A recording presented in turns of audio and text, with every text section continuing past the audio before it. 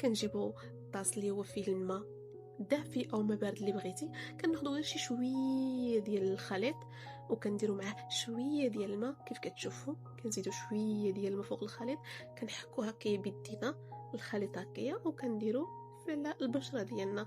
كتلاحظوا بان البشره ديالي شويه سمراء لانني كنت مشيت للبحر، زائد انني كنت دايره الحنه للجسم ديالي فاخذ ليا واحد اللون شويه مبرونزي. فهنايا كنحك مزيان.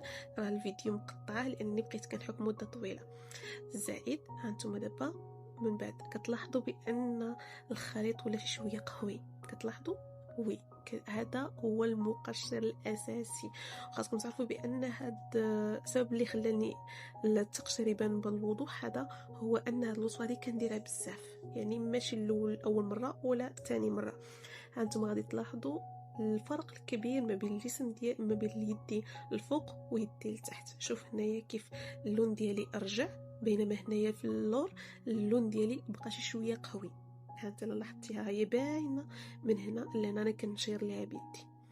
والسبب هذا ماشي ان هذا اللون هذا كان عندي مده طويله، نو هذا اللون هذا غير بسبب الحنه زائد البحر. كندير الحنه ليديا وللاسف ما مشيتش حكيت ديك الحنه ومشيت بها للبحر وهي تصبغ ليا البشره ديالي.